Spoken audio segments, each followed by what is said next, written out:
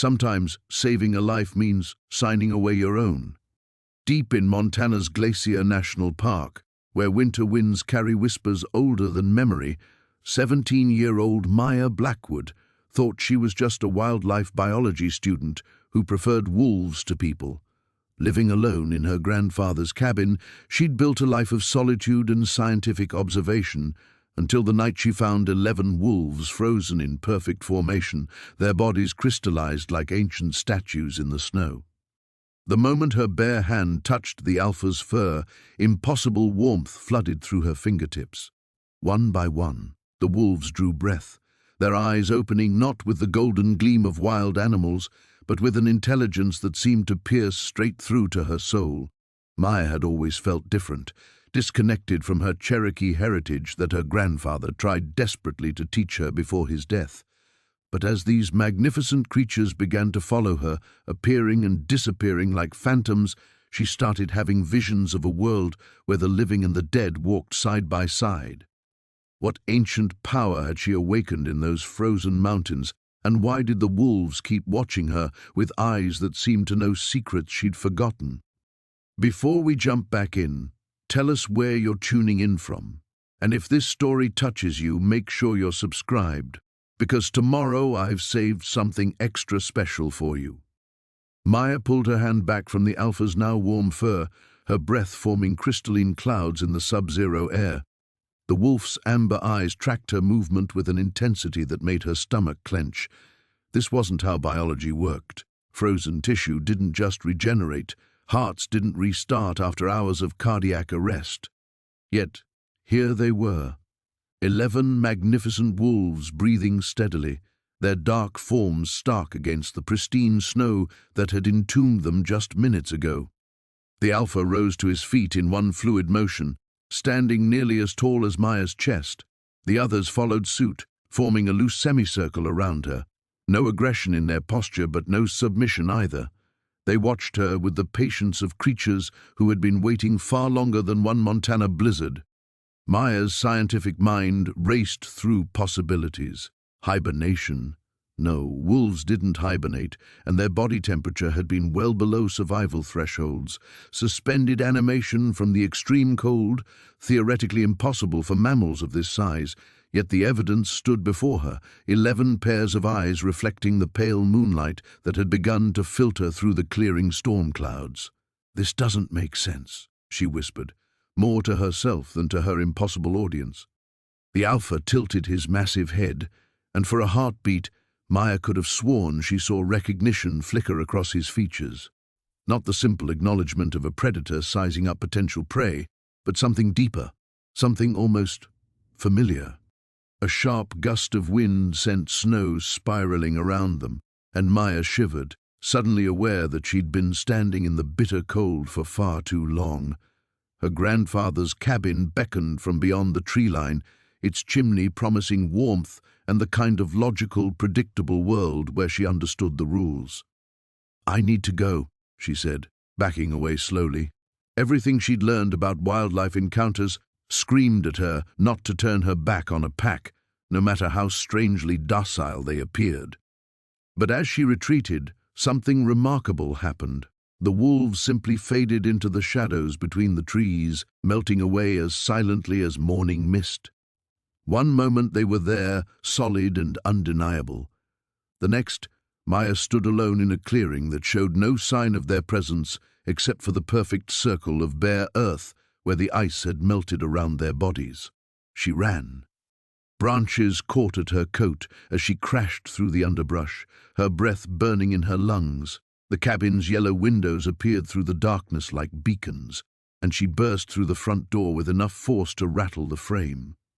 Inside, her grandfather's presence still lingered in every carefully carved detail, every piece of furniture worn smooth by decades of use. Maya had inherited the cabin 6 months ago when James Blackwood passed, along with his research notes on local wildlife patterns and a lifetime's worth of Cherokee stories she'd never had patience to fully absorb. Now, standing in the familiar warmth with snow melting from her boots, those half-remembered tales felt less like folklore and more like warnings. She pulled out her laptop and began documenting what had happened, typing with hands that still trembled from cold and adrenaline. Date, time, weather conditions, exact location.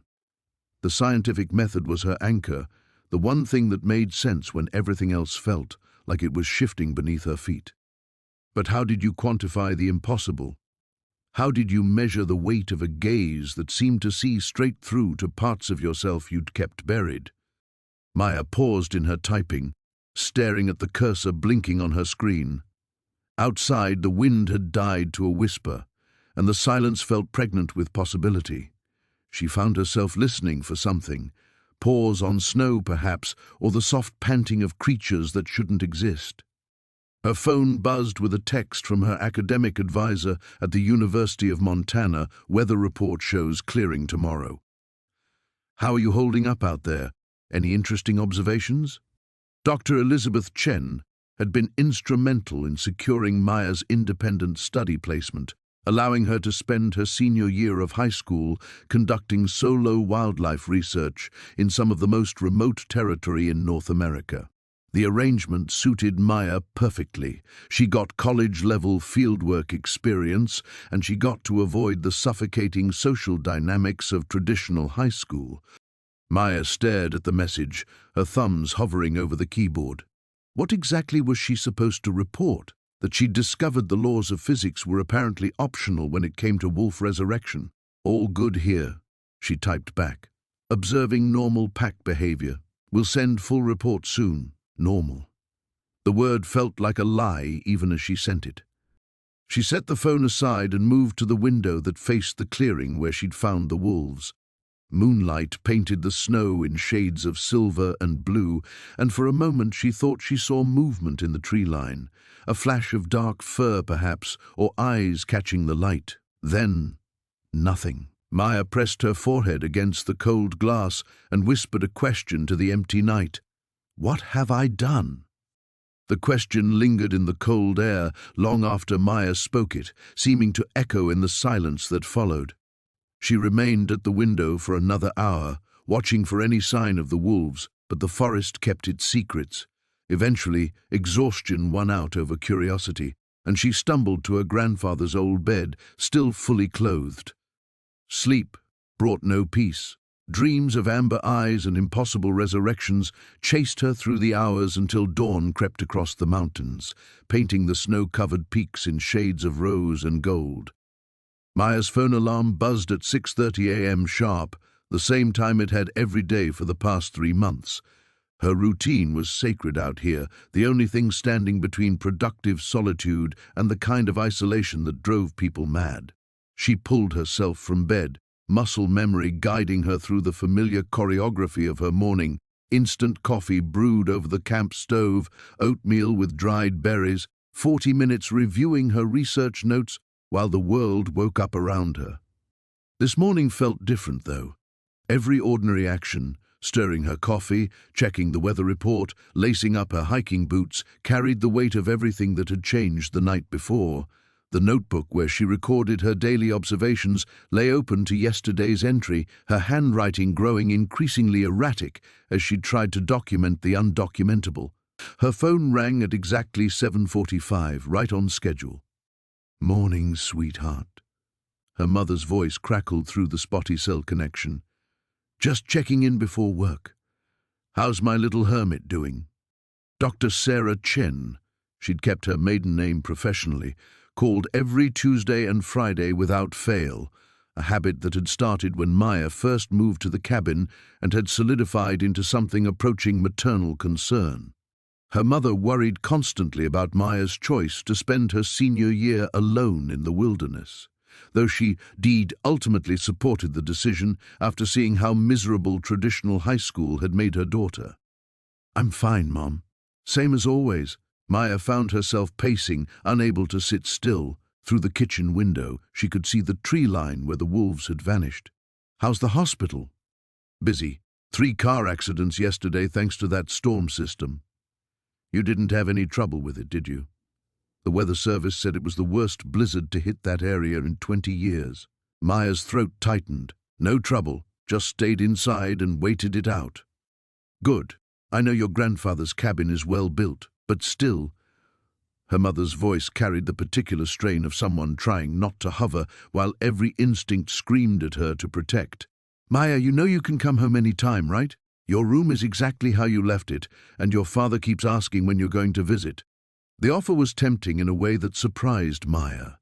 Her stepfather Tom had been nothing but kind since marrying her mother 2 years ago, and their suburban home in Missoula represented safety, normalcy, a world where the most supernatural thing she'd encounter was a particularly stubborn calculus problem. But it also represented everything she'd been trying to escape: the suffocating concern of classmates who thought her antisocial tendencies were something to fix, teachers who pushed her toward more social extracurriculars, well-meaning guidance counselors who couldn't understand why a brilliant 17-year-old would choose mountains and wolves over homecoming dances and college prep courses. "I know, Mom. I'm good here. Really." They talked for another 10 minutes about safe things: Maya's upcoming research presentation, her mother's latest cases at the hospital, whether Maya needed any supplies from town. Normal conversation that helped anchor Maya to the person she'd been before last night changed everything. After hanging up, Maya forced herself back into her routine. Equipment check, GPS unit, emergency beacon, weather radio, camera, sample collection kit, all present and accounted for. She had 3 research sites to visit today, each one requiring a 2-mile hike through terrain that would challenge an experienced mountaineer. This was the life she'd built for herself, and it was good. Solitary, yes, but purposeful. Out here, she didn't have to navigate the exhausting social dynamics that had made regular high school feel like psychological warfare. She didn't have to explain why she preferred the company of wildlife to her peers, or why she felt more at home in her grandfather's stories about the mountains than in any classroom. But as she shouldered her pack and headed for the door, Maya caught herself hesitating. Her grandfather's research journals sat on the kitchen table where she'd left them the night before. Thick, leather-bound volumes filled with observations that blended scientific methodology with Cherokee folklore in ways that had always made her uncomfortable. James Blackwood had been a respected naturalist, his work cited in dozens of academic papers. But he'd also been a storyteller, a keeper of traditions that Maya had never quite known how to reconcile with her scientific worldview.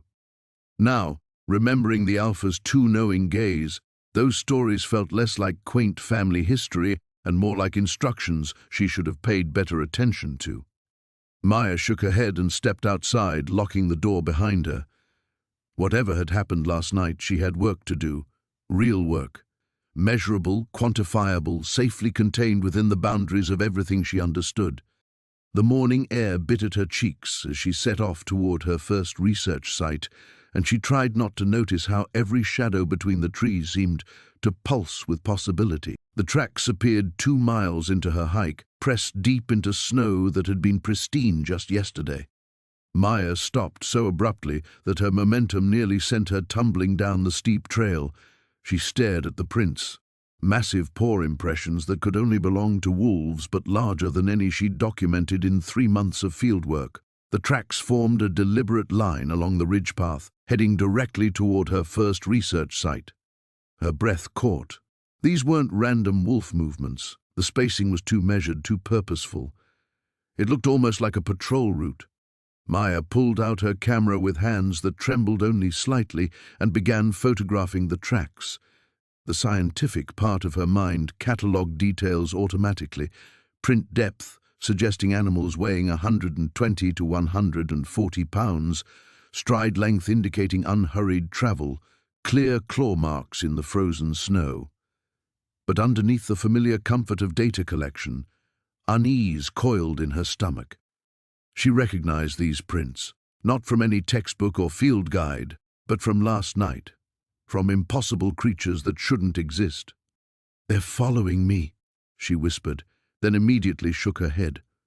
Wolves didn't follow humans with that kind of intentionality. They were curious, opportunistic, but not strategic.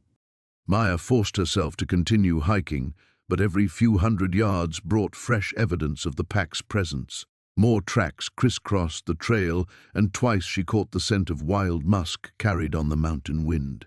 Her research site, a natural clearing where she'd been monitoring deer migration patterns, came into view around a bend in the trail. The wolves were waiting for her. All 11 of them sat in a perfect semicircle around her equipment cache, as motionless as sculptures carved from shadow and starlight. The Alpha rested directly in front of her weather station, those amber eyes fixed on her approach with the same unsettling intelligence she remembered from the night before. Maya's training screamed at her to retreat, to make noise, to establish dominance or submission, anything but stand frozen while a pack of massive predators watched her with the patience of creatures who had all the time in the world. But these weren't behaving like predators, or like any wolves she'd studied. "You're real," she breathed, surprised by the relief in her own voice. Part of her had been convinced that exhaustion and isolation had finally driven her over the edge into hallucination. The Alpha's ears twitched at her words, and he rose to his feet in one fluid motion. The others remained seated, but Maya could feel their attention like a physical weight.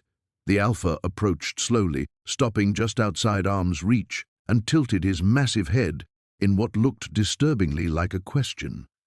Maya's grandfather's journals flashed through her mind, fragments of stories about spirit guides and ancient protectors, tales she'd dismissed as folklore mixed up with legitimate research.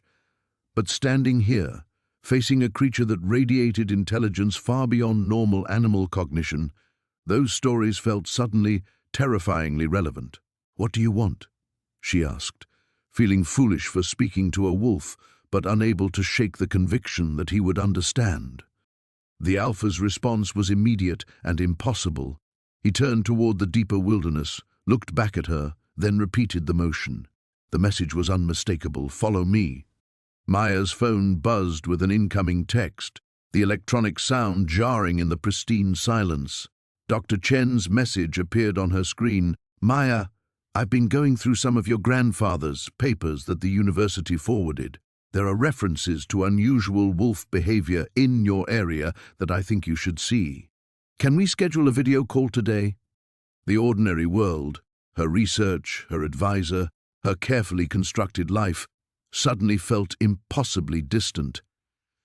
Maya looked from her phone to the Alpha, who waited with inhuman patience for her decision. She could pack up her equipment, hike back to the cabin, and call Dr. Chen. She could report the unusual pack behavior through proper channels and let other researchers investigate. She could return to her routine, her data collection, her safe and solitary existence where the biggest mystery was predicting deer migration patterns. But the Alpha's gaze held her like a gravitational force. Those amber eyes carried depths that spoke of secrets older than her grandfather's stories, of responsibilities she'd inherited without understanding. And underneath her fear, Maya felt something she'd been missing without realizing it: purpose that extended beyond academic achievement and careful isolation. The pack wouldn't wait forever. Whatever they needed from her, whatever role her bloodline was meant to play, the choice had to be made now. Maya's thumb hovered over her phone, Dr. Chen's message still glowing on the screen. Behind her lay the trail to the cabin, to safety, to the predictable world where she understood the rules. Ahead, the Alpha waited beside a pack that defied every law of nature she'd studied. The mountain wind whispered through the pines, carrying scents of snow and pine, and something deeper, something that tasted like destiny. Maya took a step forward, but even as her foot pressed into the snow, doubt crashed over Maya like an avalanche. She froze mid-step, her heart hammering against her ribs. What was she doing? She was 17 years old, alone in one of the most remote wilderness areas in North America, about to follow a pack of wolves that had somehow returned from the dead. The rational part of her mind, the part that had earned her early admission to 3 different universities, screamed warnings. People died in these mountains. Every year, experienced hikers and seasoned outdoorsmen disappeared into the vast wilderness, their bodies sometimes found months later, sometimes never found at all. And here she was, contemplating wandering off-trail with predators that shouldn't exist. Maya's phone buzzed again. Another message from Dr. Chen. Also wanted to check on your mental health out there. Isolation can play tricks on the mind, especially after a severe weather event. Please respond when you can. The words hit like a slap. Isolation can play tricks on the mind. Maya stared at the message, then at the wolves arranged in their impossible semicircle. Her mother had warned her about this exact scenario, about spending too much time alone, about the documented psychological effects of extended solitude. Maybe she was having some kind of breakdown. Maybe the stress of her grandfather's death, combined with months of minimal human contact, had finally caught up with her. "This is insane," she whispered, backing away from the Alpha. "You're not real. This whole thing is just stress psychosis or something." But the Alpha didn't vanish like a hallucination should. Instead, he whined, a sound so achingly real, so filled with what could only be described as disappointment, that Maya's retreat faltered. Her grandfather's face flashed through her memory, weathered and wise, telling stories by the cabin's fireplace during her childhood visits. Stories about their Cherokee ancestors, about responsibilities that passed through bloodlines like genetic traits. Maya had loved those tales when she was young, but adolescence had brought scientific skepticism. She'd started seeing them as embarrassing superstitions, relics of a less educated time. Now she wondered if her dismissal had hurt him more than she'd realized. The weight of inheritance pressed down on her, not just the cabin and research journals, but something heavier. Expectations she'd never asked for, a legacy she didn't understand. Maya had spent years crafting an identity around logic and empirical evidence, around the clean predictability of the scientific method. She'd chosen a solitary life partly to avoid the messy complications of family traditions and cultural expectations. But what if running away from her heritage meant abandoning something crucial? What if her grandfather hadn't just been a storyteller, but a guardian of knowledge she was supposed to carry forward? The Alpha's amber gaze never wavered, and Maya found herself thinking about the moment of resurrection, the way life had flowed from her hands into frozen bodies. That had been real. She could rationalize away wolf intelligence or unusual pack behavior, but she couldn't explain how 11 dead animals had returned to life at her touch. Her phone rang, making her jump. Dr. Chen's name appeared on the screen. Maya stared at the incoming call, knowing that answering would pull her back into the normal world of research protocols and peer review. She could report everything that had happened, submit to psychological evaluation, probably end up back in Missoula under careful observation. Safe, sane, ordinary. The phone continued ringing, the wolves continued watching, and Maya realized that the choice wasn't really about following them into the wilderness. It was about choosing between the person she'd always been and the person she might be meant to become. Fear crystallized in her throat. Fear of the unknown, yes, but also fear of disappointment. What if she followed the wolves and discovered nothing but animal instinct and coincidence? What if she was just a lonely teenager projecting meaning onto random events, desperate for purpose in the vast indifference of the natural world? Worse yet, what if the stories were true, but she wasn't worthy of them? What if whatever gifts her bloodline was supposed to carry had skipped her generation, leaving her with nothing but false hope and dangerous delusions? The Alpha rose and padded closer, stopping just inches from her boots. Up close, Maya could see scars marking his dark fur, old wounds that spoke of battles fought long ago. His eyes held depths that seemed to span centuries, patient and knowing and infinitely sad. He was waiting for her to remember something she'd never learned, to become someone she'd never allowed herself to be. And Maya realized that her hesitation wasn't just about fear, it was about grief. For her grandfather, who died before teaching her everything she needed to know. For the years she'd wasted rejecting stories that might have been instructions. For the girl she'd been before scientific skepticism had closed her heart to possibilities beyond measurement. The phone stopped ringing, then immediately started again. Behind her lay civilization, explanation, the comfortable boundaries of everything she understood. Ahead waited mystery that could destroy her or transform her into something she'd never imagined possible.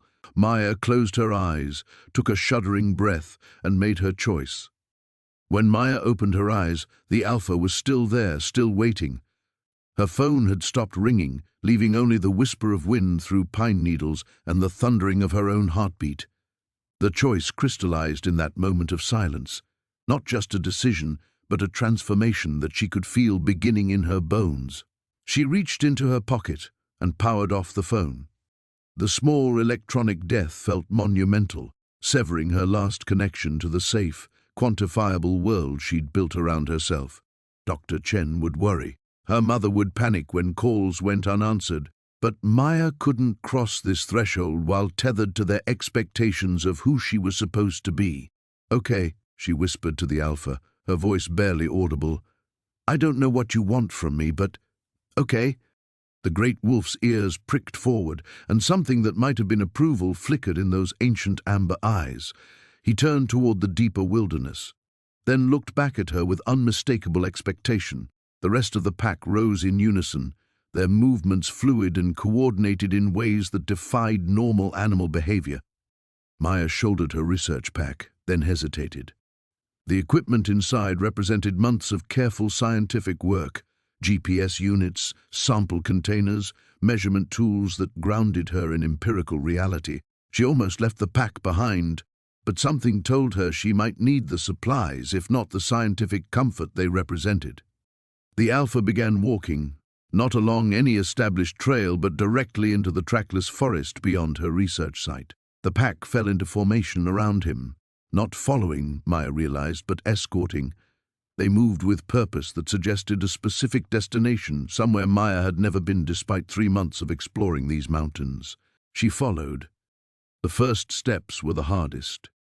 Each footprint in the snow took her further from everything familiar, every decision point in the wilderness where she might have turned back. But as minutes passed into an hour, Maya felt something loosening in her chest. The hypervigilance that had defined her solitary existence began giving way to something deeper, an awareness that extended beyond her own survival. She could feel the wolves around her, their presence warm and protective, even when they disappeared into the trees. More than that, she could sense their emotions, watchfulness, determination, and underneath it all, a bone-deep relief that made her wonder how long they'd been waiting for her to make this choice. The thought should have terrified her. Maya had spent years cultivating scientific skepticism precisely to avoid the kind of mystical thinking that now seemed to be rewiring her brain. But terror was oddly absent, replaced by a rightness that felt like coming home to a place she'd never been. They climbed steadily higher, beyond the zones she'd mapped in her research. The Alpha led them along game trails so faint they were almost invisible, through stands of ancient pine that seemed to pulse with their own awareness. Maya found herself moving differently, more quietly, as if the forest itself were teaching her how to belong here. Her grandfather's voice echoed in her memory. The mountains remember everything. Maya girl, every footstep, every story, every promise made and broken. When you're ready to listen, they'll teach you what you need to know. She'd been 8 when he'd said that, sitting by the cabin's fireplace while snow fell outside. Maya had asked what the mountains might teach her, but her grandfather had only smiled and said she'd know when the time came.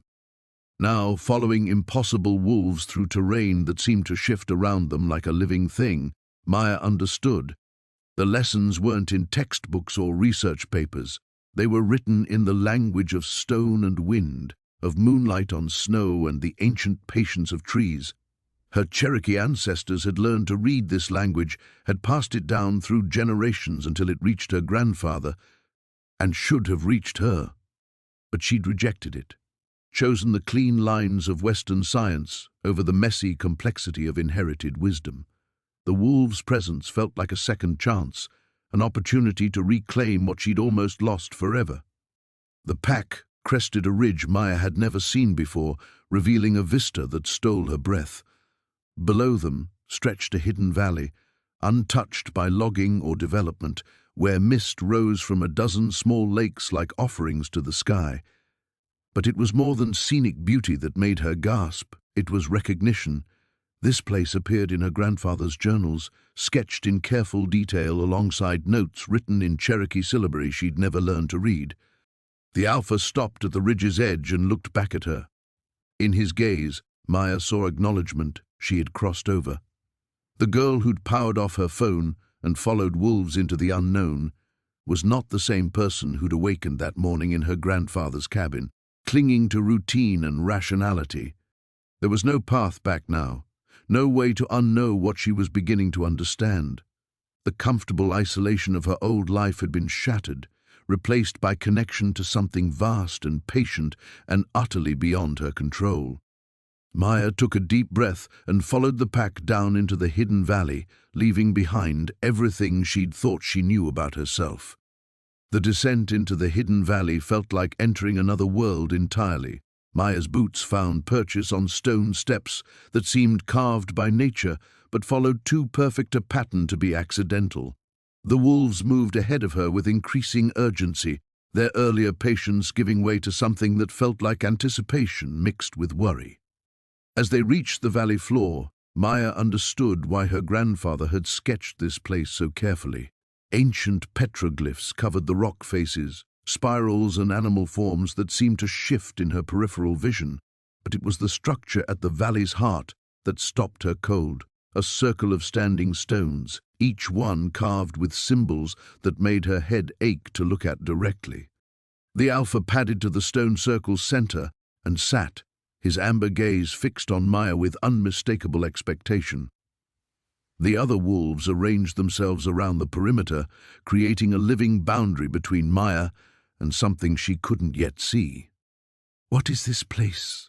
she whispered, though she suspected words were unnecessary.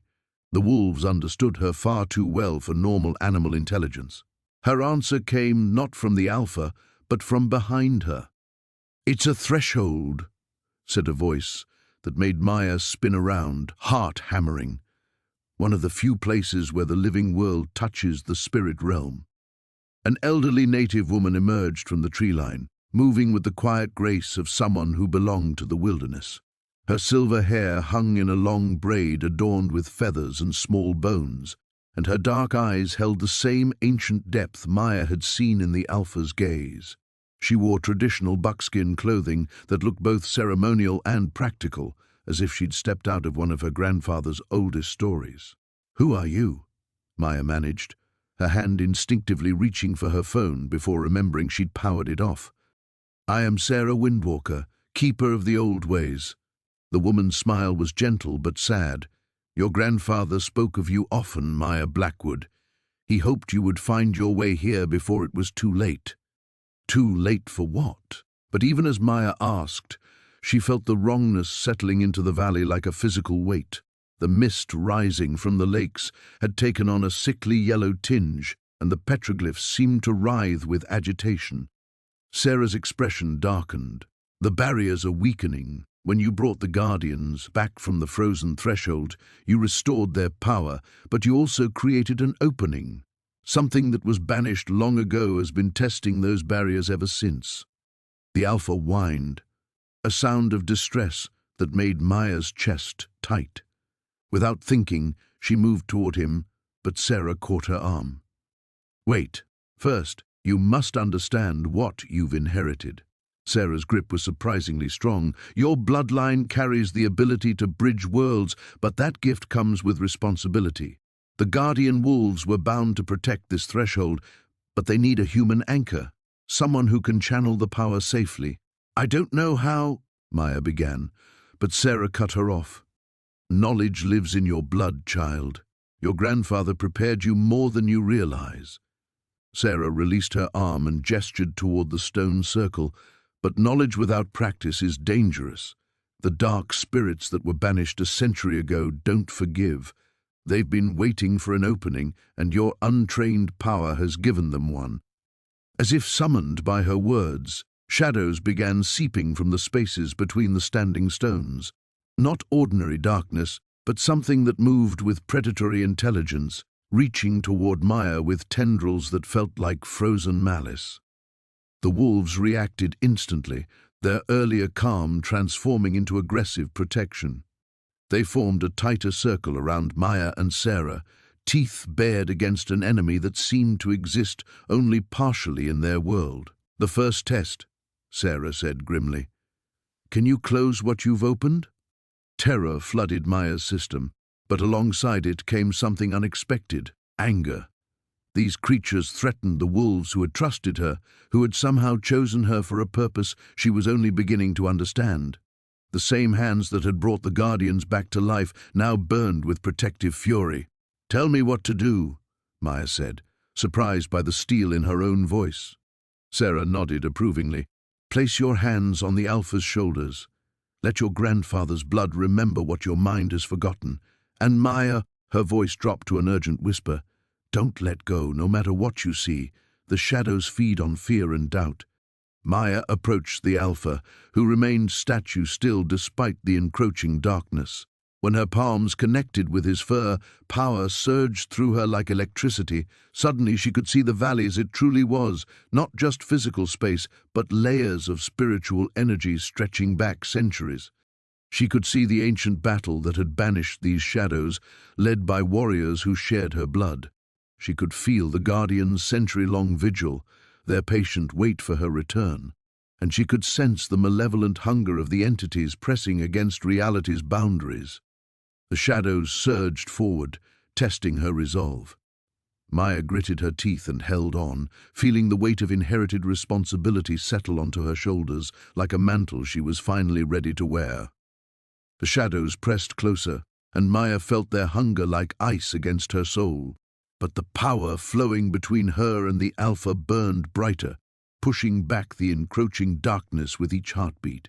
Through their connection, she could sense the other Guardians adding their strength to hers, 11 points of fierce light, forming a protective constellation around the ancient threshold. "Good," Sarah's voice seemed to come from very far away. "Now you must see what we're truly fighting." The spiritual layers of the valley peeled back like pages in a book, revealing the true scope of the threat. The shadows weren't just dark spirits, they were fragments of something much larger, pieces of an entity that had been shattered and banished, but never truly destroyed.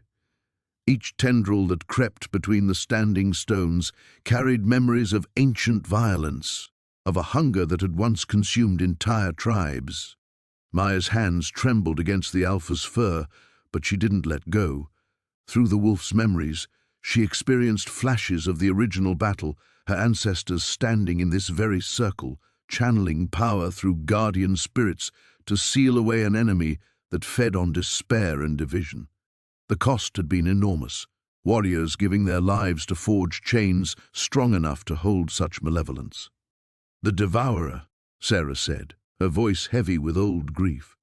"It whispers poison into human hearts, turns families against each other, makes communities tear themselves apart from within. Your great-great-grandmother died binding it here, along with most of her generation." The shadows recoiled as Maya's anger flared hotter. These things had killed her family, had left her grandfather to carry the burden alone when he should have had an entire community of knowledge keepers to support him. They were the reason she'd grown up disconnected from her heritage, ignorant of her true inheritance. But rage alone wouldn't be enough. The spiritual energy flowing through the connection demanded something deeper, not just fury, but understanding. Maya had to see the shadows not as invaders, but as a broken piece of creation that had lost its way. The shift in perspective nearly shattered her resolve. Suddenly she could feel the Devourer's original nature, the way it had been twisted by eons of banishment into something monstrous.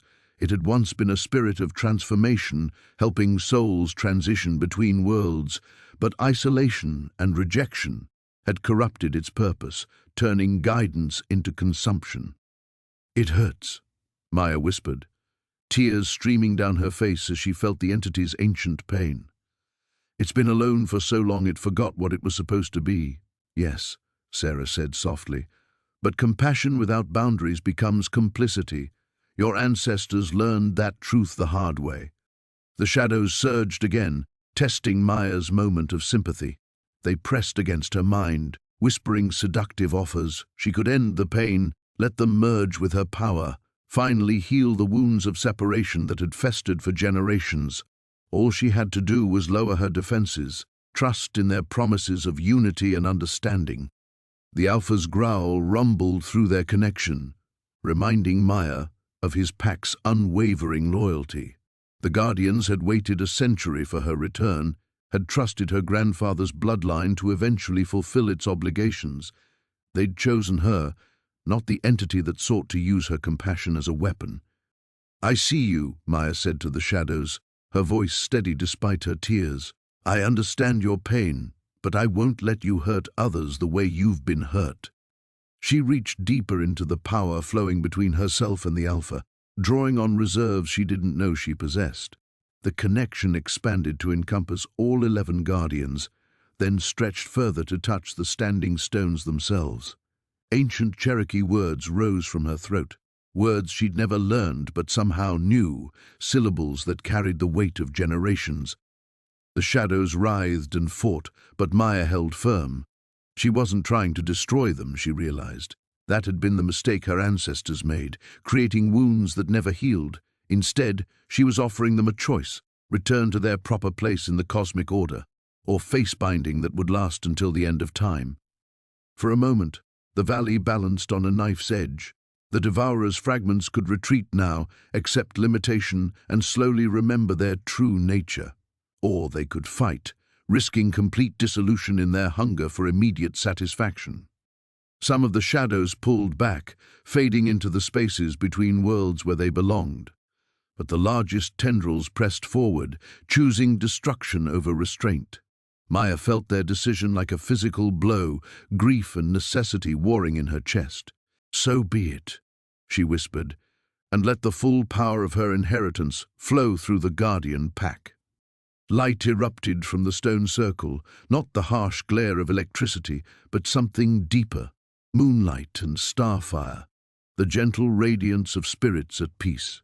The attacking shadows dissolved with sounds like screaming wind, their essence scattered too far to ever reform. When the light faded, Maya found herself on her knees beside the Alpha, every muscle in her body trembling with exhaustion. But the wrongness was gone from the valley, replaced by a harmony that felt like the world taking its first clean breath in decades. Sarah knelt beside her, ancient eyes bright with approval. "Your grandfather would be proud." The harmony Maya felt lasted exactly 17 seconds. She was still catching her breath, still marveling at the clean spiritual energy flowing through the valley, when the Alpha's head snapped toward the eastern ridge.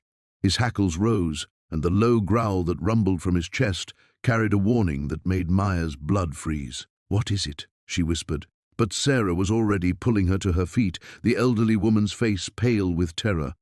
"The eastern threshold," Sarah breathed. "When you scattered the Devourer's fragments, some of them fled to the other binding sites. They're trying to break through where the barriers are weakest." A sound like breaking glass echoed across the valley, but Maya could see nothing shattered. The noise came from somewhere else entirely, somewhere between worlds, where reality bent under pressure it was never meant to bear. "How many other sites are there?" Maya asked, though part of her already knew the answer would change everything. 7, Sarah said grimly. "Your ancestors created a network of binding points across the entire mountain range. If even one fails completely..." She didn't need to finish.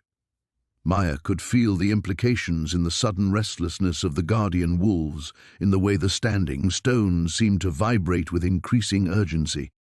Another sound split the air, not glass this time, but something like a massive tree falling in a forest that existed only in nightmares. Maya felt the impact in her bones, a wrongness that made her teeth ache and her vision blur at the edges. "The northern sight," Sarah said, her voice tight with fear. "It's failing." Maya tried to stand, but her legs buckled. Using the Guardian connection had drained her more completely than she'd realized. The power that had felt infinite moments before now seemed barely sufficient to keep her conscious. "I can't," she gasped. "I can barely feel my own hands, let alone channel enough energy to..." "You have to," Sarah's grip on her shoulders was almost painful. The binding sites are connected. When one falls, the others weaken exponentially. If we lose two more, the entire network collapses, and everything your family died to contain breaks free at once. The Alpha padded to Maya's side, his amber eyes reflecting depths of ancient patience.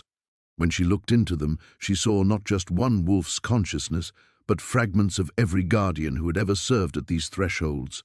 Spirits stretching back centuries, all focused on this moment, this choice, this girl who carried the last spark of their people's gift. Through their connection, Maya felt the true scope of what they were asking. Not just her remaining strength, but something deeper. To stabilize 7 binding sites simultaneously, she would need to open herself completely to the Guardian network, become a living conduit between worlds with no guarantee she could retain enough of herself to survive the process. She would have to trust entirely in bonds forged with creatures she'd known for less than a day, in powers she barely understood, in a heritage she'd spent years rejecting. Everything she'd learned about maintaining control, about careful observation and measured responses, about protecting herself from forces beyond her understanding, all of it was useless now. The ordeal demanded the one thing Maya had never been willing to give: complete surrender. Another threshold cracked, somewhere to the south. Maya felt reality shudder as fragments of the Devourer pressed against weakening barriers, testing how much damage her scattered power had actually done. "The eastern site will fall within minutes," Sarah said quietly. "After that, we'll have perhaps an hour before the cascade becomes irreversible." Maya closed her eyes, feeling the weight of inherited responsibility settle onto her shoulders like a mountain. 7 generations of her family had died to create these bindings. Her grandfather had spent his entire life maintaining them alone, waiting for her to return and claim her birthright. She thought of the comfortable isolation she'd built around herself, the careful boundaries that had kept her safe from exactly this kind of overwhelming obligation. That life felt impossibly distant now, as if it had belonged to someone else entirely. "If I do this," Maya said, opening her eyes to meet Sarah's gaze, "if I open myself that completely to the network, what are the chances I come back as myself?" Sarah's expression was answer enough. The silence stretched between them, filled only by the increasingly urgent sounds of reality bending under supernatural pressure. The Alpha pressed his muzzle against Maya's palm, and through their connection she felt something that might have been reassurance. Not a promise that she would survive unchanged, but an acknowledgement that some things were worth the ultimate sacrifice.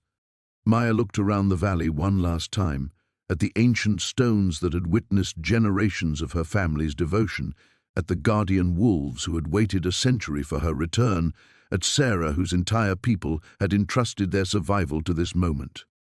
Everything she'd ever feared was happening at once. She was about to lose herself completely, to surrender control to forces that dwarfed human understanding, to become something her scientific mind couldn't even categorize. Maya placed both hands on the Alpha's shoulders and opened herself to the Guardian network, feeling her carefully constructed identity begin to dissolve at the edges.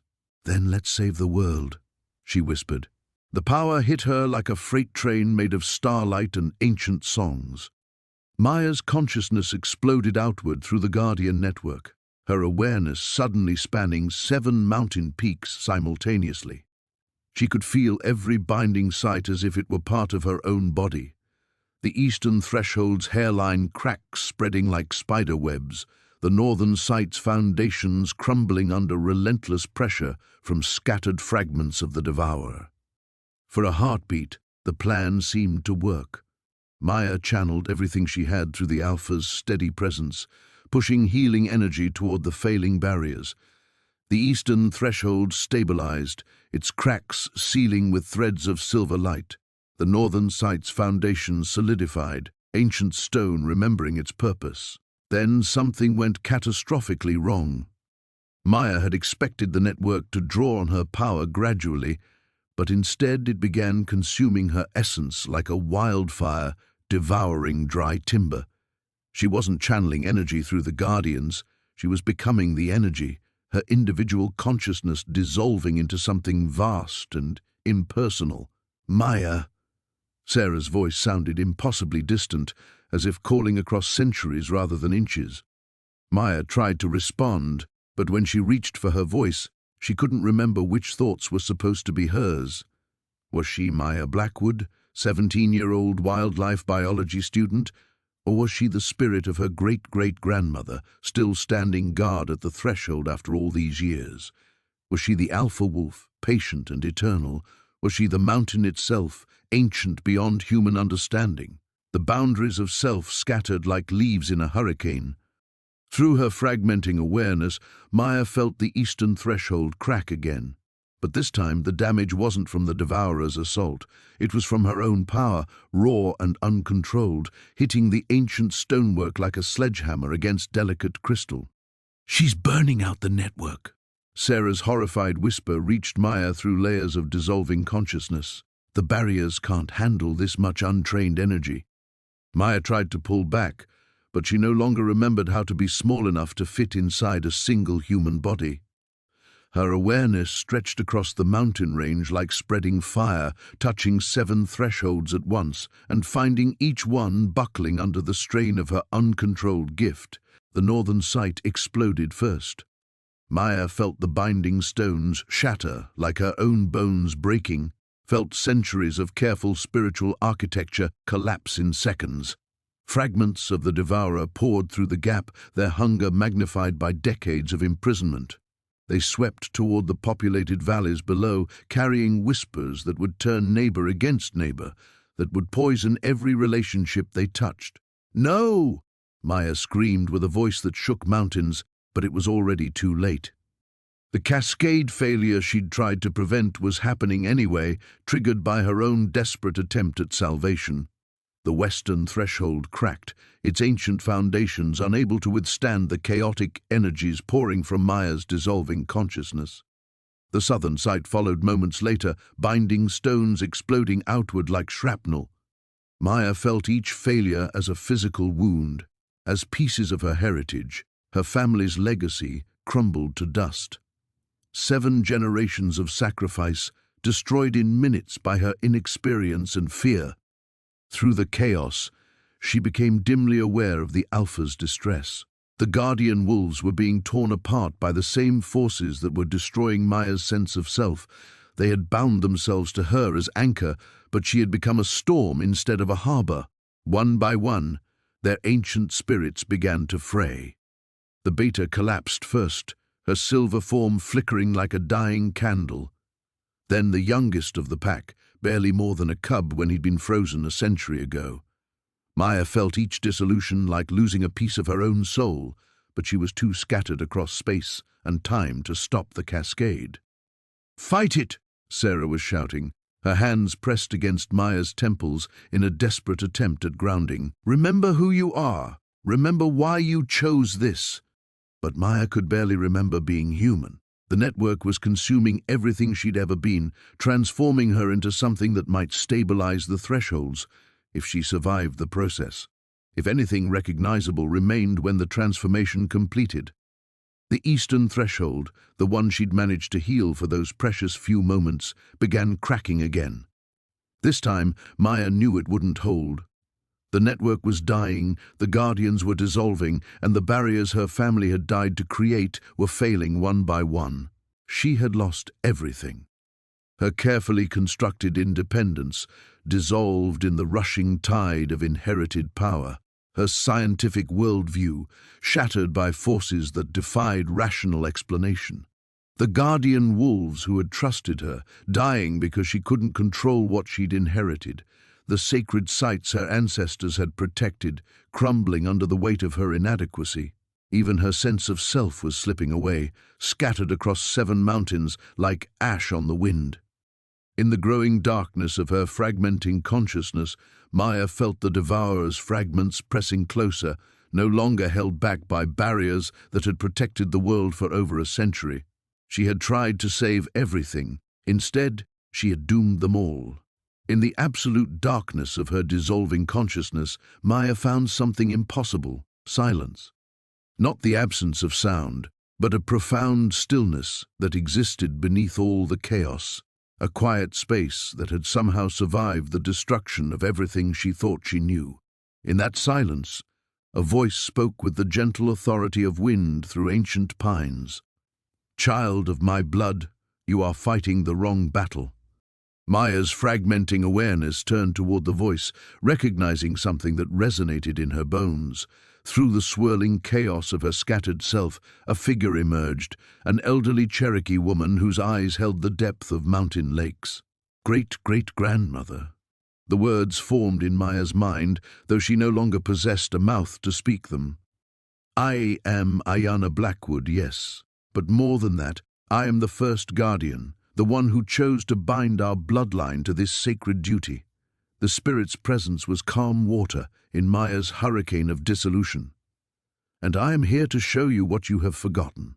I've destroyed everything," Maya whispered into the void. "The network is failing. The guardians are dying.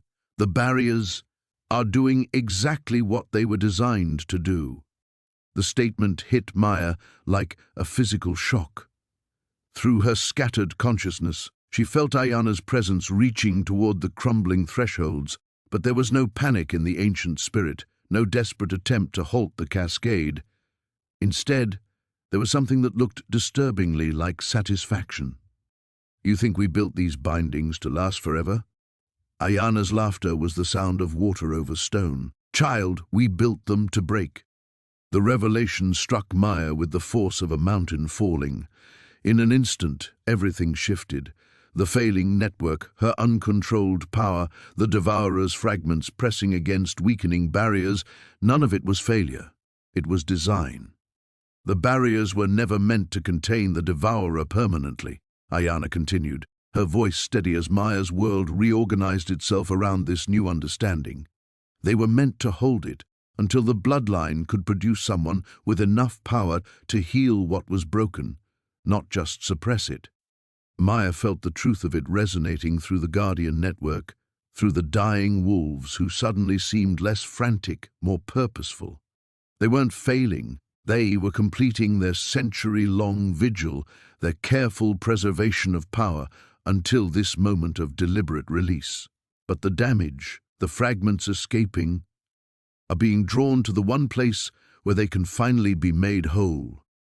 Ayanna's presence wrapped around Maya's dissolving consciousness like a warm embrace. "To you, child, you are not the guardian of the barriers, you are the healer the Devourer has been waiting for." Through her expanded awareness, Maya suddenly understood what was actually happening to her fragmenting self. She wasn't being destroyed by the network's power, she was being transformed into something large enough to contain both the light and shadow of her heritage. Her consciousness wasn't dissolving, it was expanding to encompass the truth her ancestors had hidden even from themselves. The Devourer hadn't been banished because it was evil, it had been separated because it was broken, twisted by its own pain into something that could only consume. And the binding sites hadn't been built to keep it away from the world, they'd been built to keep the world away from it, creating a safe space where healing could eventually take place. Every fragment that escapes the failing barriers comes here, to this valley, drawn by the power in your blood, Ayanna explained. You are the bridge between what it was and what it can become again. But only if you stop fighting your own transformation.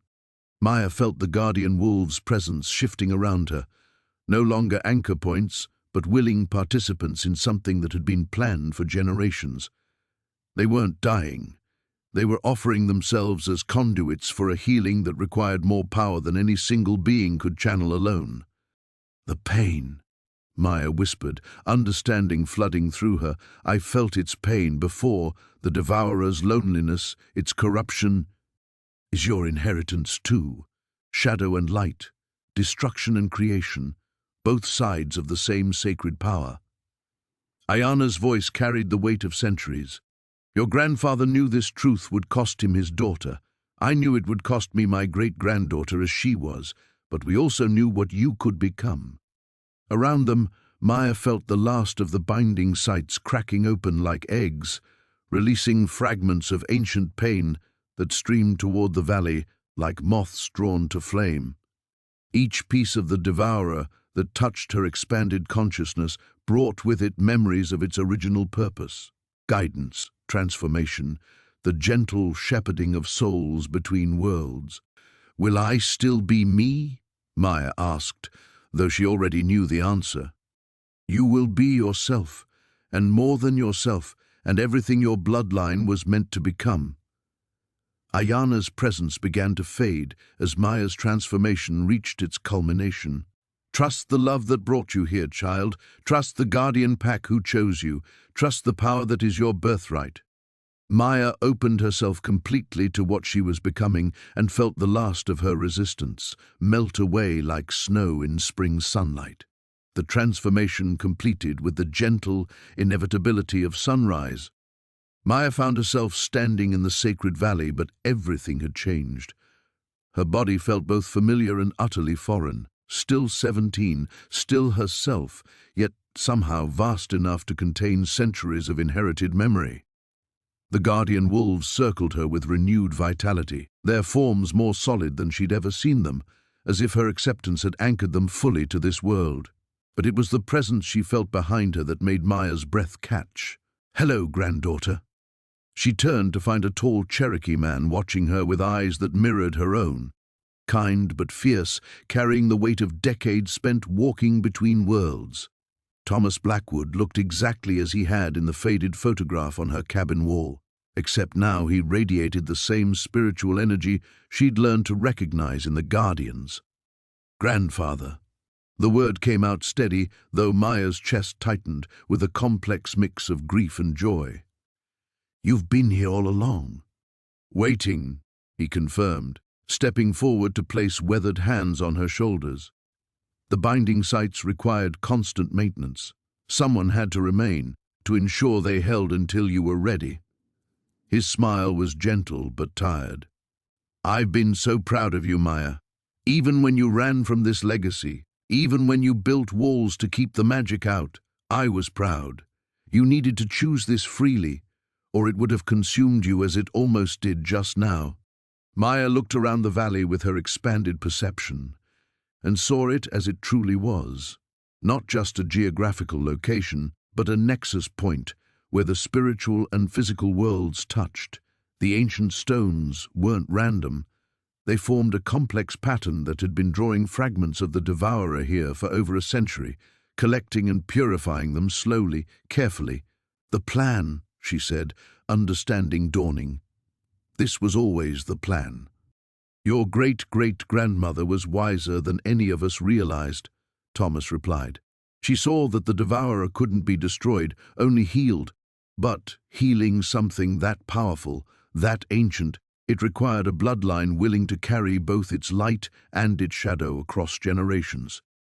Sarah emerged from behind one of the standing stones, her expression transformed from desperate worry to cautious hope. "The network. I can feel it stabilizing, but differently. The barriers aren't reforming." "'Cause they're no longer needed," Maya said, her voice carrying harmonics that hadn't been there before. She gestured toward the valley's center, where streams of shadow and light were converging into something beautiful and strange. "The devourer is coming home." As if summoned by her words, the last fragments began to arrive. Unlike the chaotic, hungry things that had pressed against the barriers, these pieces moved with purpose, drawn by the promise of wholeness Maya now embodied. Each fragment that touched the valley floor was transformed, shadow integrating with light until something emerged that was neither corruption nor purity, but balance. The alpha wolf padded to Maya's side, his presence in her mind warm with approval. Through their connection, she felt the entire pack's satisfaction, not at completing a duty, but at witnessing the birth of something they'd guarded for a century. "The bridge is complete," the alpha's thoughts whispered. "The worlds can heal." Maya felt the truth of it settling into her bones. She was no longer just Thomas Blackwood's granddaughter or Ayana's descendant. She was the living embodiment of her people's greatest working, a bridge between light and shadow, life and spirit, destruction and creation. The careful isolation she'd built around herself had been preparation for this, learning to exist in the spaces between defined categories. "What happens now?" Sarah asked, though her tone suggested she already suspected the answer. Maya looked at her grandfather, seeing decades of solitary guardianship in his weathered features, understanding finally what she'd inherited. "Now I take up the watch, but not alone." She gestured toward the reformed spirit that was slowly taking shape in the valley's heart. The devourer was never meant to be banished. It was meant to be a guide for souls crossing between worlds, a teacher of necessary endings and new beginnings. "And it will need someone to help it remember how," Thomas said, his form already beginning to fade as his long vigil finally ended. "Someone who understands both worlds, who can walk in shadow and light equally." Maya felt the mantle of responsibility settling around her, but it no longer felt like a burden. It felt like coming home to herself at last. The Guardian Pack would remain, no longer bound to prevent disaster but free to explore their role as protectors and guides. The valley would become a place of healing rather than containment. And she would finally become everything her bloodline had been reaching toward, not despite her fierce independence but because of it. "I'm ready," Maya said, and for the first time in her life, she truly was. The weight of transformation settled over Maya like morning mist, profound yet gentle. She stood in the sacred valley, no longer the isolated teenager who had stumbled upon frozen wolves in a blizzard, but something far more complex, a bridge between worlds, carrying both the light of creation and the shadows of necessary endings. But as the reformed devourer took shape in the valley's heart, no longer a thing of hunger but of purpose, Maya felt the true magnitude of what lay ahead crystallizing in her bones. The mantle she'd accepted wasn't just power, it was eternal responsibility.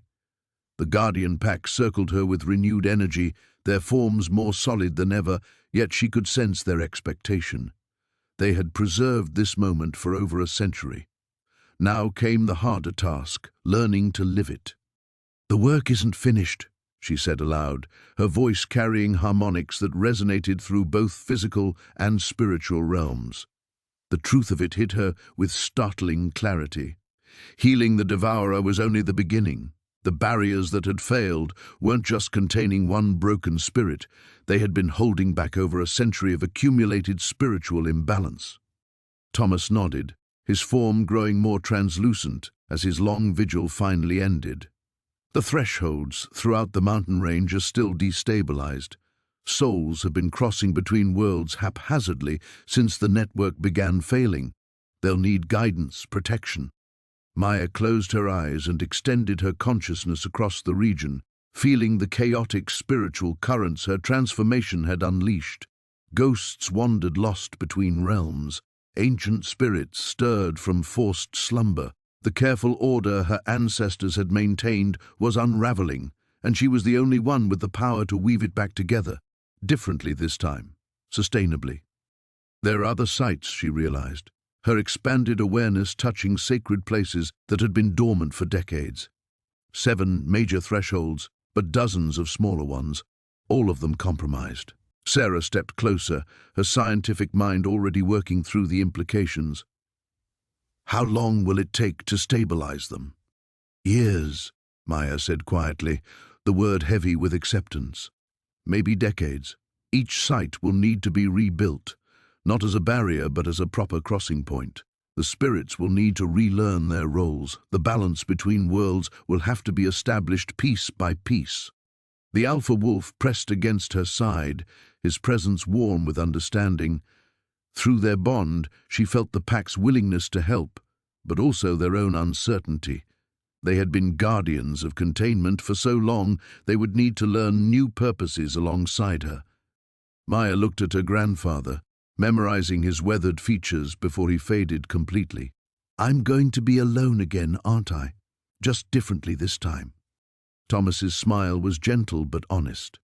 "The burden of the bridge walker has always been solitude, granddaughter. You'll move between communities without fully belonging to any, too human for the spirits, too otherworldly for most mortals."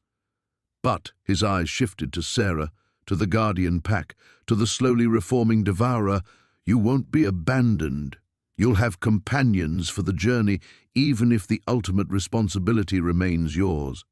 The reformed spirit at the valley's center pulsed with something Maya recognized as gratitude, but also expectation. It was whole now, remembering its original purpose as a guide for crossing souls, but it would need time to fully embrace its restored role. Time and patient guidance from someone who understood both its capacity for creation and its potential for destruction. "The cost," Maya said suddenly, understanding flooding through her. "My mother. She saw this future, didn't she? She knew what staying would mean." Thomas's form flickered with old grief. "Rebecca chose to give you the freedom to choose for yourself. She knew that if she stayed, if she raised you knowing your destiny, you might accept it out of duty rather than understanding. The bridge walker must choose freely or the burden becomes corruption." Maya felt tears she hadn't expected, mourning again for the mother who had sacrificed her own relationship with her daughter to preserve Maya's autonomy. But beneath the grief was a fierce gratitude. Her mother's abandonment had forced Maya to become fiercely independent, to build the emotional resilience she would need for the isolated path ahead. "I understand now," Maya whispered, feeling the last pieces of her transformation settling into place. The Guardian Pack's presence wrapped around her like pack bonds. Sarah's friendship anchored her to the human world, and the reformed devourer waited patiently for her guidance. She would rebuild the network, restore the balance, learn to walk between worlds as her bloodline was meant to do. The choice was no longer whether to accept her heritage. She had already crossed that threshold. The choice now was how to carry it forward, how to honor both the sacrifices that had brought her here and the responsibility that stretched endlessly ahead. As Thomas's spirit finally faded into peaceful rest, Maya felt the true weight of her commitment settle around her. The road back to balance would be long, complex, and lonely in ways she was only beginning to understand. But she would walk it willingly, because love, for her family's legacy, for the spirits in her care, for the world itself, demanded nothing less than everything she could become. The moment Thomas's spirit faded completely, the valley shuddered. Maya felt it first as a tremor through her expanded consciousness, then as a physical vibration that sent the guardian wolves into defensive positions around her. The reformed devourer's newly stabilized form flickered, and through her connection to the spiritual network, Maya suddenly understood why. "Something's wrong," Sarah said, her voice tight with alarm. Maya reached out with her transformed senses and immediately recoiled. The healing of the devourer had sent ripples through the entire spiritual framework of the mountains, but instead of restoring balance, it had awakened something that had been slumbering far deeper than any of them had realized. "There's another presence," Maya whispered, her blood turning to ice, older than the devourer, older than the binding sites. The alpha wolf's mental voice carried urgent warning. "The ancient hunger stirs. We thought it had passed beyond, but it only waited." Through the valley's stone circle, shadows began to seep upward from deep earth, not the purified darkness of the reformed devourer, but something primordial and vast. Maya felt its attention turning toward the valley like the gaze of something that had been dreaming for millennia, now roused by the spiritual upheaval she'd created. "Maya," Sarah's scientific composure cracked, the temperatures dropping fast. Frost spread across the valley floor in spiraling patterns that hurt to look at directly. The guardian wolves' forms flickered as this new presence pressed against the boundaries of the physical world. Maya realized with growing horror that her grandfather's binding network hadn't just contained the devourer, it had been holding back something far more dangerous. The first corruption, the alpha's thoughts came fragmented with effort as the ancient presence pressed heavier against reality. Before the devourer's fall, before the guardians, before... The wolf's mental voice cut off as shadows erupted from the ground. Maya found herself facing something that defied comprehension, not a spirit that had once been good and fallen, like the devourer, but something that predated the very concepts of light and shadow. It was hunger given form, the archetypal void that existed before creation, and it had been waiting in the deep places of the earth for the spiritual barriers to weaken enough for it to rise. Child of the bloodline, it spoke without voice, its presence filling Maya's mind like poison. You have done well gathering such power, healing what was broken. Now surrender it to its proper purpose. The reformed devourer reacted instinctively, placing itself between Maya and the ancient hunger, but Maya could feel its fear. This thing had corrupted the devourer originally, had been the source of the spiritual wound her ancestors had spent centuries trying to heal, and now, in healing that wound, she had inadvertently freed its creator. This was your plan all along, Maya said, understanding flooding through her with sick clarity. Let us heal the devourer, gather the guardian pack, bring all that power together in one place. Efficiency, the ancient hunger agreed, and Maya felt its satisfaction like acid in her veins. Why hunt scattered fragments when the bloodline would eventually collect them for me? The guardian wolves pressed closer to Maya, their combined presence a barrier of light against the spreading darkness, but she could feel their strain. They had been designed to guard against corruption, not to face the source of all corruption directly. Sarah stepped forward, a human practicality cutting through the supernatural terror. Maya, the stones, the binding circle, can you use it? Maya looked at the ancient stone circle with her transformed perception and saw what Sarah meant. The stones weren't just markers, they were anchor points, designed to channel the full power of the bridge walker's abilities. Her ancestors had built this place not just as a healing chamber for the devourer, but as a final battleground. They knew, Maya breathed. They knew this thing would eventually rise, so they prepared a trap. The ancient hunger's amusement was a cold wind through her mind. Child, I taught your ancestors how to build these circles. Do you think their stone patterns could contain what created them? But as Maya placed her hands on the nearest stone, she felt something the ancient hunger had missed. The circles weren't designed to contain, they were designed to focus. Every generation of her bloodline had added their power to these stones, building not a prison but a weapon that could only be wielded by someone who carried both light and shadow in perfect balance. Someone exactly like what she had become. You're right, Maya said, power building around her as she connected fully to the sacred circle. These stones can't contain you. The ancient hunger pressed forward eagerly, anticipating victory. But they can focus everything I've inherited into a single moment of choice. Maya felt the full weight of her bloodline's accumulated power flowing through the stones, waiting for her command. Around her, the guardian pack took their positions, the reformed devourer stood ready, and Sarah gripped her research equipment like a talisman. The final test had begun. The ancient hunger's amusement died as Maya's hands pressed fully against the stone circle, and the accumulated power of 6 generations blazed to life around her. The stones hummed with frequency that made reality itself vibrate, and she felt her ancestors' presence flowing through the ancient conduits, not as ghosts, but as living will embedded in granite and purpose. Impossible, the ancient hunger hissed, its formless darkness recoiling as light erupted from every carved symbol. I devoured the bridge walkers. I consumed their essence centuries ago. You consumed their bodies, Maya said, her voice carrying the harmonics of every bloodline member who had fed power into these stones. But we've been building something beyond flesh, something you never understood. The guardian pack flanked her, their forms solidifying into weapons of pure spiritual energy. The Alpha's presence in her mind was steady. Unafraid, we bind ourselves to you willingly, Bridgewalker. Channel our strength. Maya felt their combined essence flowing into her through the stone circle, but it wasn't just the wolves. The reformed devourer stepped forward, offering its own restored power to the working. Even Sarah, clutching her scientific instruments, somehow became part of the pattern, her human skepticism and love forming an anchor to the physical world that kept Maya from being consumed by the spiritual forces she was wielding. You think unity gives you strength? The ancient hunger's form writhed, testing the boundaries of the blazing circle. I am what came before unity. I am the hunger that devours connection itself.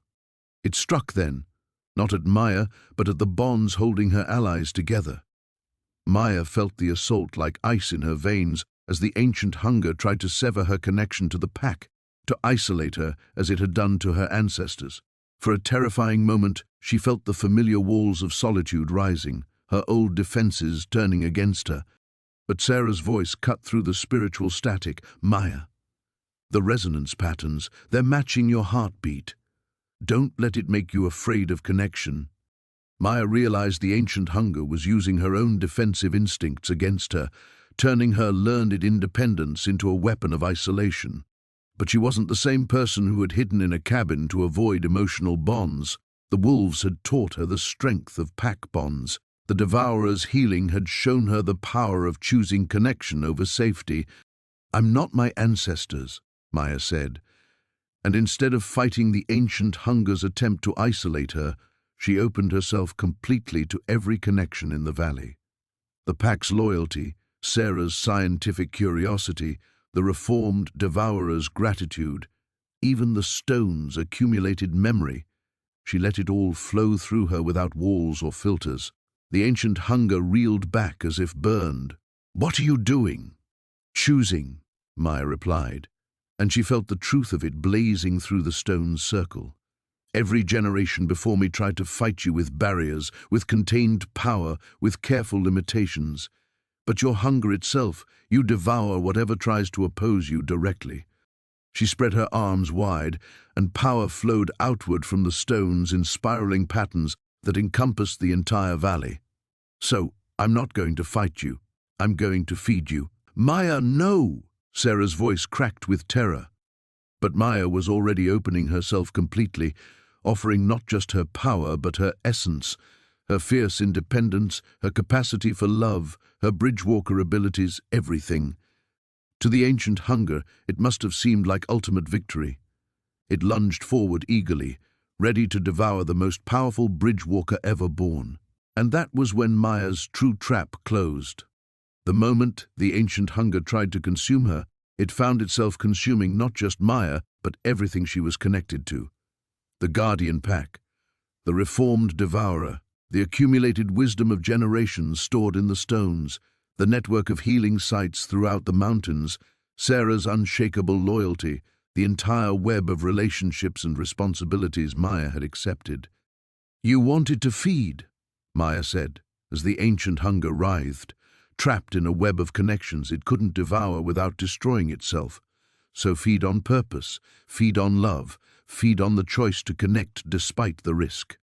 The ancient hunger's scream shook the valley as it found itself transforming, its essential nature of consumption forced to process concepts it had never encountered. It had always devoured in isolation, taking without giving, but Maya was forcing it to experience connection, to feel what it meant to be part of something larger. This is not possible, it gasped, its darkness flickering between shadow and light. It is, Maya said, her voice carrying absolute certainty. Because you're not separate from creation, you're part of it. The hunger that drives growth, change, the need for more that pushes everything forward. You just forgot what you were hungry for. Around them, the valley transformed as the ancient hunger's forced evolution rippled outward. The final confrontation was ending not with destruction, but with the most fundamental healing of all. The ancient hunger's transformation sent shockwaves through every cell of Maya's body as she maintained the connection that was remaking them both. Victory blazed within reach, but as the primordial entity's darkness flickered toward light, Maya felt the true cost of what she was doing becoming clear. The bridge must hold, she gasped. Her consciousness stretched between the ancient hunger's reforming essence and the network of connections that bound it. Every second of contact was burning through her life force like a wildfire, consuming decades of accumulated power. She could feel her human limitations cracking under the strain of channeling forces that predated the physical world. Sarah's voice seemed to come from very far away. Maya, your vital signs. But Maya couldn't respond. The ancient hunger's transformation required constant guidance, and she was the only anchor point between its primordial chaos and the possibility of purposeful existence. Through their connection, she felt its confused terror as it experienced love for the first time, felt connection instead of consumption, purpose instead of endless void. Bridgewalker, the alpha wolf's mental voice carried desperate urgency. Your essence burns too bright. You cannot maintain this. Maya knew he was right. She could feel her life force flowing into the ancient hunger like water through a broken dam, giving it the emotional experiences it needed to complete its transformation. But those experiences had to come from somewhere. Every moment of love, every memory of connection, every hard-won lesson about trust and belonging, she was feeding them all into the primordial entity's reformation.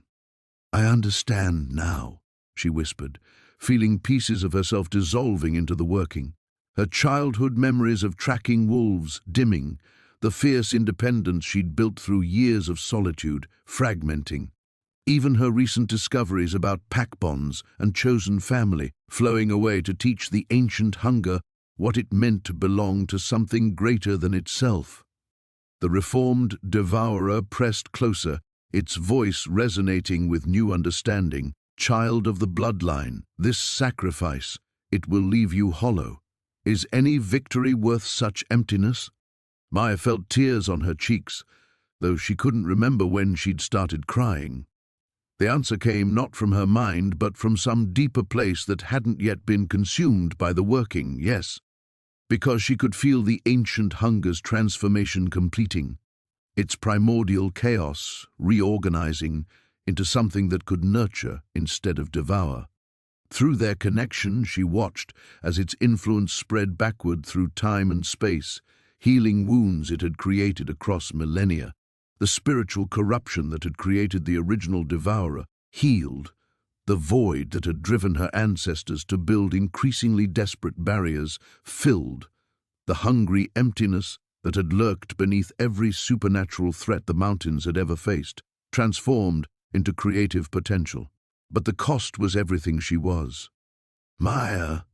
Sarah's scream pierced through the spiritual storm as Maya's physical form began to flicker like her grandfather's spirit had. The power flowing through her was consuming not just her life force, but her very existence, unmaking her to provide the raw material for the ancient hunger's rebirth. The guardian pack surrounded her, their combined essence forming a protective barrier, but Maya could feel their panic through bonds that were growing thinner by the moment. She was losing coherence, her individual identity dissolving into the vast working that was remaking the spiritual foundations of the world. We can anchor you, the Alpha transmitted desperately. Share the burden. No, Maya managed, though speaking required will she could barely summon. This has to be freely given, willing sacrifice. Otherwise, it's just another form of consumption. She felt Sarah's human determination blazing beside her, scientific instruments forgotten as her best friend reached out with purely emotional intent. Then I choose too. You're not doing this alone. Before Maya could protest, Sarah's consciousness joined the working, not with supernatural power she didn't possess, but with the fierce loyalty that had brought her into the mountains despite every rational objection. The influx of purely human love and stubbornness stabilized Maya's dissolving identity just long enough for her to complete the ancient hunger's transformation. The primordial entity's scream of rebirth shattered every piece of ice in the valley, but the sound carried joy now instead of rage. Maya felt its consciousness touch hers one final time, grateful, transformed, ready to become what it had been meant to be before creation split into light and shadow. Thank you, it whispered, as it dispersed into purposeful energy that would nurture growth instead of devouring it. Thank you for teaching me what I was truly hungry for. The ancient hunger was gone, not destroyed, but transformed into its original purpose as a force of creative change. The spiritual wounds of centuries had finally healed. The balance between worlds was restored not through barriers but through understanding. And Maya Blackwood, bridge-walker and sacrifice, felt her consciousness scatter like seeds on an eternal wind. her essence given freely to purchase a peace that would last beyond memory. But in the moment before dissolution claimed her completely, she felt Sarah's hand in hers, and knew that love, at least, would survive even this ending. The silence that followed the ancient hunger's transformation was profound, not empty, but full of potential, like the moment between lightning and thunder. Maya drifted in that silence, her consciousness scattered but somehow still aware, watching the aftermath of her sacrifice unfold with detached wonder. Sarah's hand still gripped hers, warm and desperately real. Through their connection, Maya felt her friend's terror and determination battling in equal measure. Sarah was pulling at her, trying to anchor whatever remained of Maya's identity to the physical world through sheer stubborn love. "Come back," Sarah whispered, her voice hoarse with strain. "I didn't follow you into this nightmare just to lose you to some cosmic martyrdom complex." Maya wanted to laugh at that, trust Sarah to reduce the ultimate sacrifice to psychological terminology, but she wasn't sure she still had the mechanisms for laughter. Her essence was spread so thin across the valley that she could barely remember what concentrated existence felt like. The Guardian Pack surrounded her dissolving form, their lupine faces etched with grief and something like awe. The Alpha pressed his massive head against her fading hand. His mental voice a whisper, "Bridgewalker, you have given us more than life. You have given us purpose fulfilled." Through her fragmenting awareness, Maya felt the changes rippling outward from the sacred circle. The spiritual wounds that had festered beneath the mountains for centuries were healing, not just sealed but truly mended. The network of sacred sites her grandfather had maintained blazed with renewed power, no longer holding back corruption, but channeling pure, creative force. But the cost? She could feel pieces of herself missing, memories and experiences that had been consumed in the working. Her first sight of the frozen wolves felt like something that had happened to someone else. The fierce independence that had defined her for years was gone, replaced by a hollow space she couldn't quite identify. Even her connection to the pack felt distant now, filtered through so much dissolution that their voices seemed to come from across an infinite void. Maya, the reformed devourer, materialized beside her, its presence no longer carrying the weight of ancient corruption, but something warmer, gratitude mixed with concern. "Child, you are unmaking yourself. The work is complete. You can let go of the sacrifice now." But Maya wasn't sure how to let go. The working had consumed not just her power, but her knowledge of where she ended and the world began. She existed everywhere and nowhere, scattered across the valley like morning mist, unable to remember how to pull herself back together. Sarah's grip tightened, her friend's consciousness blazing like a beacon in the spiritual storm. "I can see you," Sarah said fiercely, "dispersed but not gone. You're still there, Maya, all of you. You just need to remember how to be singular instead of infinite." Through Sarah's purely human perspective, Maya glimpsed herself as she truly was, not dissolved but expanded, her essence woven through the valley's spiritual fabric like golden thread through dark cloth. The sacrifice hadn't destroyed her. It had transformed her into something that existed between states, bridging not just the living and spirit worlds, but the space between individual and universal consciousness. The realization sparked something deep in her scattered awareness. If she could exist in both states simultaneously, if that was what being a bridgewalker truly meant, then perhaps she could choose which state to inhabit moment by moment. Slowly, fighting against the vast expansion that felt safer than the vulnerability of concentrated existence, Maya began to pull herself back together. It was like trying to fold infinity into a single point, like convincing a river to remember being a raindrop. But with Sarah's stubborn anchor and the pack's loyal presence surrounding her, she gradually recalled what it felt like to be Maya Blackwood, instead of the abstract concept of connection itself. Her physical form solidified with a sensation like breathing after nearly drowning. The sacred stones around them still hummed with residual power, but the overwhelming torrent of transformation had settled into something manageable, permanent change rather than violent upheaval. "There," Sarah said, tears streaming down her face as she helped Maya sit up. "There you are. Don't ever do that to me again." Maya looked around the valley with eyes that saw both the physical landscape and its spiritual dimensions simultaneously. The ancient hunger's transformation had left the mountains fundamentally altered. She could feel sacred sites throughout the range awakening to their true purpose, no longer containing threats but nurturing growth. The balance her ancestors had fought to maintain was finally stable, built on understanding rather than barriers. But the greatest change was in herself. She was still Maya, still fierce, still independent, still carrying the Bridgewalker bloodline.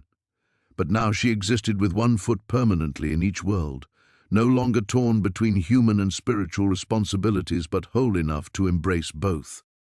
The alpha wolf approached, his ancient eyes reflecting something like peace. "The work is complete, Bridgewalker. The Guardians can rest at last." Maya felt their readiness to depart, their long duty finally fulfilled.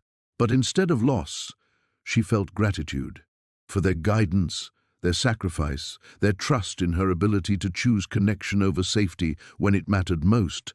The age of barriers was ending. The age of bridges had begun. Maya stood slowly, feeling the profound strangeness of existing in a body that was simultaneously flesh and spirit. The guardian wolves waited in respectful silence as she took her first steps on legs that remembered being scattered across infinite space only moments before. Everything felt different now. Not diminished by her sacrifice, but expanded beyond her previous understanding of what it meant to be human. "We need to get back," Sarah said, though her scientific mind was clearly struggling to process what she'd witnessed. "There are probably search teams looking for us by now. The storm's been raging for days." Maya nodded, but as she looked toward the valley's mouth, she realized she wasn't returning to the same world she'd left. Her enhanced perception showed her the spiritual networks connecting every tree, every stone, every living thing in an intricate web of energy. The mountains themselves hummed with renewed purpose, no longer burdened by ancient corruption but alive with protective power. The alpha wolf padded alongside them as they began the journey out of the sacred valley. "You will find your human life changed as well," he observed. "The Bridgewalker's awakening ripples in all directions." He was right. As they climbed the familiar trails Maya had known since childhood, she felt the responses of creatures both seen and unseen. A family of elk stepped aside with something approaching reverence.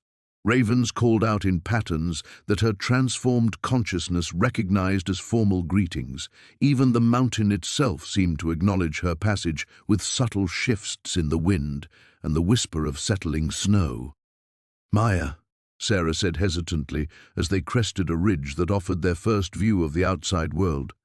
"I need to ask, are you still you? I mean, I know you're you, but—" Maya considered the question seriously.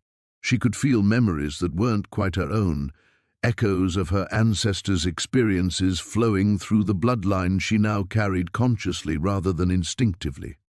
The fierce independence that had defined her adolescence had been tempered by an understanding of how individual strength could serve collective purpose. Most profoundly, her old fear of emotional connections had been replaced by an awareness of how love multiplied rather than diminished when shared. "I'm more myself than I've ever been," she said finally. "But myself means something bigger now." They walked in comfortable silence until they reached the ranger station, where Maya had worked the previous summer. The building was dark, but as they approached, motion sensors triggered floodlights that seemed blazingly harsh after days in the spiritual realm. Sarah knocked, and after several minutes, Ranger Williams appeared at the door in hastily pulled-on clothes. "Maya." His relief was visible even in the artificial light. "We've had teams searching for you since the storm hit. Your cabin was empty, and with the blizzard—" He trailed off, taking in their appearance, clothes that should have been frozen and torn after days in the wilderness, faces that showed exhaustion but not the desperate edge of people who'd barely survived exposure. "We found shelter," Maya said simply, unwilling to burden him with explanations he wouldn't believe. The storm was worse than anyone predicted.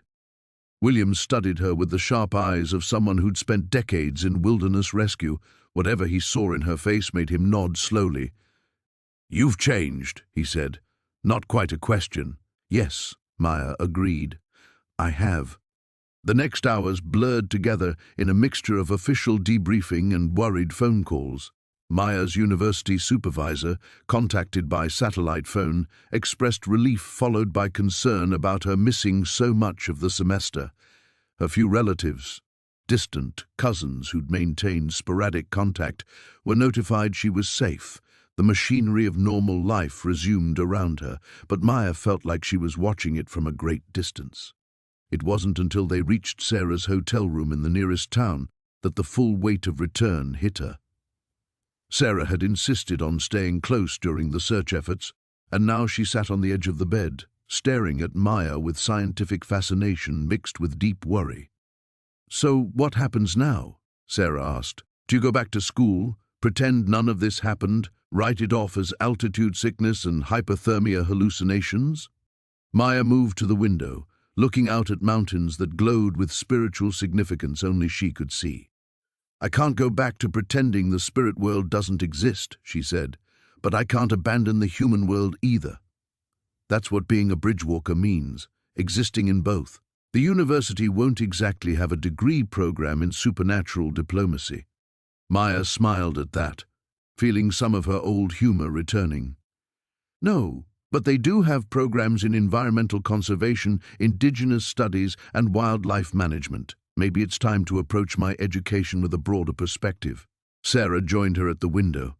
"So you're staying connected to both worlds?" "All worlds," Maya corrected. "That's what I learned. There aren't just two worlds, human and spirit. There are as many worlds as there are ways of seeing, and my job is to help them understand each other." Outside, the first pale light of dawn touched the mountains, and Maya felt the guardian wolves settling into well-deserved rest, their long vigil finally complete. 6 months later, Maya stood in the lecture hall at the University of Montana, presenting her research to a room full of professors and graduate students. The official topic was traditional ecological knowledge and modern conservation practices, but the real story was written in the subtle changes that had transformed her academic trajectory. Indigenous communities have always understood that ecosystem health requires more than scientific measurement, she explained, clicking to a slide showing a map of Glacier National Park's sacred sites. They recognize relationships between species, landscapes, and less tangible factors that Western science is only beginning to acknowledge. Dr. Martinez, her new advisor, nodded approvingly from the front row. Maya's decision to double major in environmental science and Native American studies had surprised her original professors, but her research proposal had been compelling enough to secure significant funding. What they didn't know was how her enhanced perception allowed her to document spiritual ecosystem connections in ways that translated into rigorous academic language. Sarah caught her eye from the back of the room, grinning with pride. She'd changed her own focus after their experience in the mountains, adding a minor in anthropology to complement her wildlife biology degree. "I want to understand how different cultures perceive animal behavior," she'd explained. "Turns out there's a lot we're missing when we only look through one lens." After the presentation, Maya walked across campus with an awareness that extended far beyond her physical surroundings. She could feel the network of relationships, connecting students hurrying to classes, professors absorbed in research, maintenance workers keeping the institution functioning. The university itself had become another kind of ecosystem for her to understand and nurture. Her phone buzzed with a text from Ranger Williams, "Wolfpack spotted near your old cabin again." "Thought you'd want to know." Maya smiled, knowing these weren't the guardian spirits, but ordinary wolves who'd been drawn to the valley's renewed spiritual energy.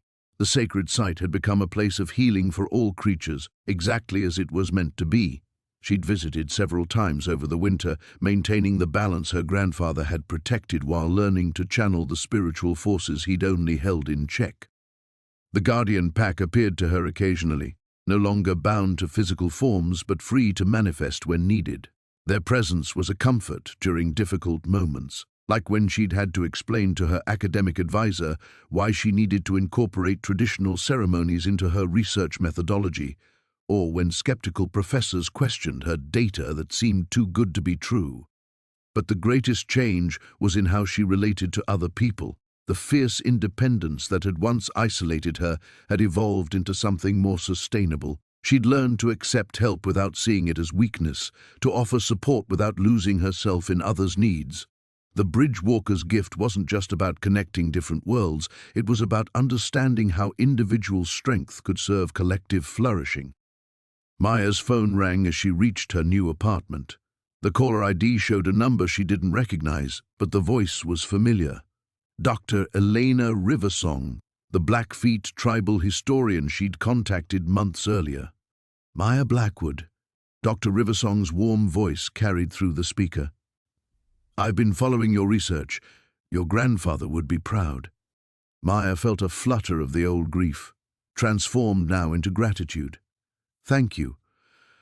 I'm trying to honor what he taught me while finding my own path.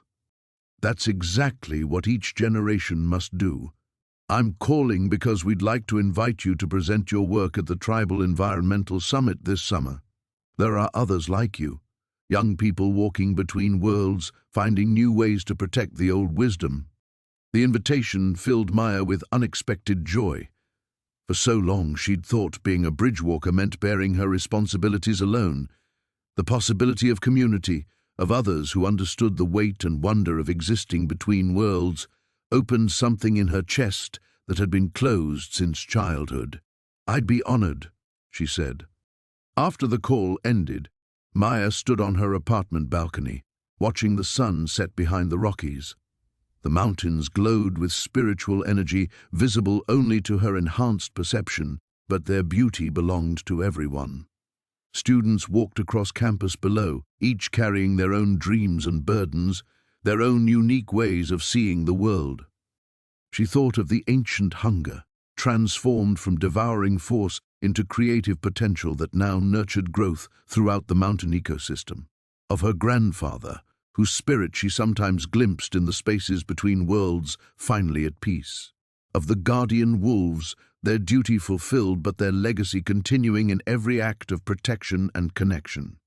The bridgewalker's path stretched ahead of her, not a burden to be borne alone, but a calling to be shared with others who understood that the world's healing required both ancient wisdom and new perspectives. Maya Blackwood had found her place between worlds, and in doing so, had discovered that belonging didn't require choosing sides. It required building connections strong enough to hold all the different ways of being human. As the first stars appeared in the darkening sky, she felt the mountain's approval and knew she was finally fully home.